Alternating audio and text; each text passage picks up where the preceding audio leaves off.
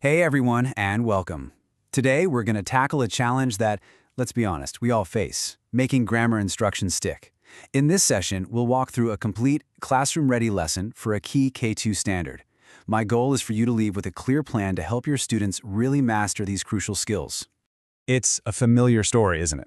You teach a grammar rule, you practice it, and then the very next day, it's like it vanished into thin air. But what if there was a proven method to make these skills actually stick?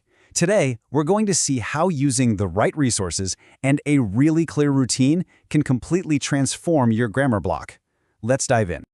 So here's our game plan for today. We're going to walk through this just like you teach a real lesson, starting with our goal and going all the way to checking for mastery. By the end, you'll have a complete blueprint ready for your own classroom. All right, first things first. Before we can teach anything effectively, we have to know exactly what we're aiming for. So let's unpack the standard and get crystal clear on our learning target. Okay, so our focus is standard K-2.L.G.C.1. This covers what we often call GUM, that's grammar, usage, and mechanics. These are the fundamental rules of the road that help our youngest learners get their ideas out clearly, both when they're speaking and, of course, when they're writing. This right here, this is absolutely crucial. We have to take that, that teacher code of the standard and turn it into something a 6-year-old can actually get their head around. This I can statement is our North Star. When our students know exactly what the target is, they are so much more likely to hit it. And this is where you can see how our single lesson fits into the bigger picture, right? We're starting with what they already know. They can spot a noun and a verb. Then, today, we're adding that next layer, the S's and the EDs. This sets them up perfectly for what's coming next when they have to tackle all those tricky irregulars. So we know where we're going. Now let's talk about the map. And the great news is we don't have to reinvent the wheel here. We've been given some incredibly powerful tools to make our planning super targeted and effective. Okay, these two documents are about to become your new best friends. Seriously, think of it this way. The strategy card on the left, that's our how-to guide. It gives us the exact routine. And the evidence document on the right, that defines the what mastery actually looks and sounds like. Using them together is a total game changer for planning. And this is why that evidence document is so powerful. It doesn't just give us theory, it gives us a concrete example of success. 6 cats climbed over the fence. But just as important, look at the non-example. It shows us the exact common error we need to anticipate and be ready to address. That clarity makes our teaching so much sharper. All right, this is the fun part. We're going to dive right in and model the mentor sentence routine, which comes straight from our strategy card.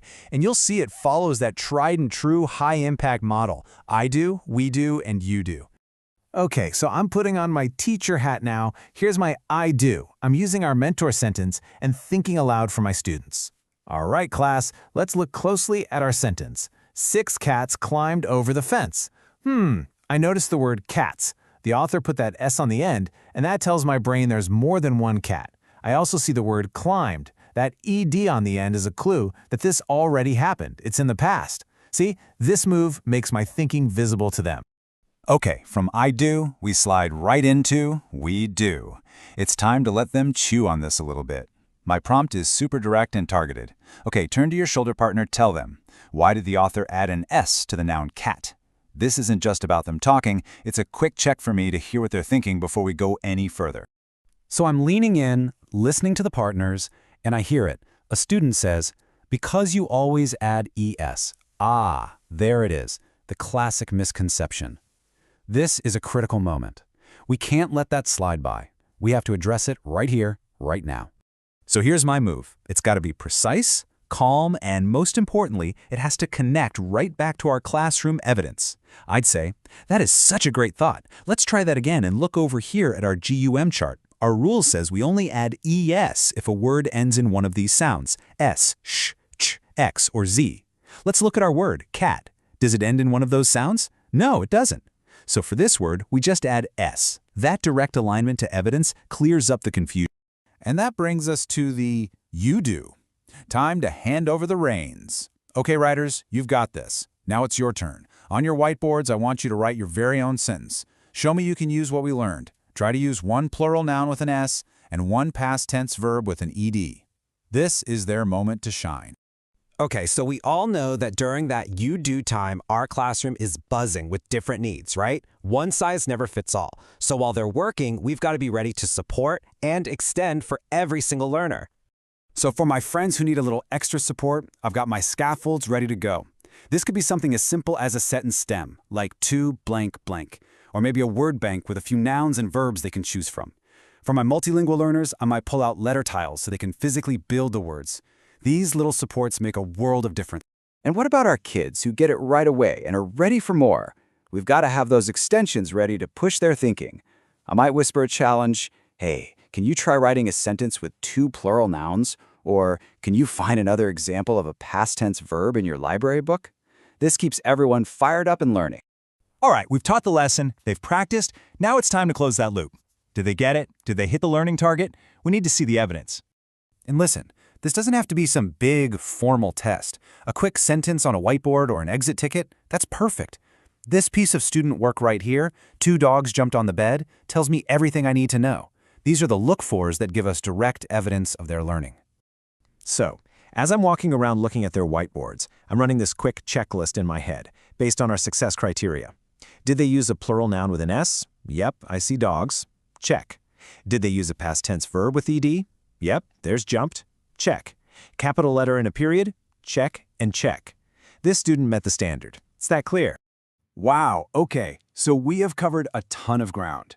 We've gone all the way from unpacking a standard to planning, teaching, differentiating, and assessing. Now it's all about taking this powerful routine and making it your own. So if you remember nothing else, remember these key takeaways. 1. Start with a clear, kid-friendly I can statement. 2. Use that evidence document to know exactly what success looks like. 3. Model everything explicitly using the mentor sentence routine. 4.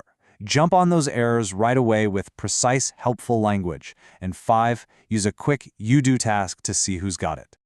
So, I'm going to leave you with a question, a challenge really. What's the first mentor sentence you are going to use to bring this standard to life for your students? You've got the tools, you've got the routine. Now it's your turn to go make that magic happen. Thanks so much for joining me today.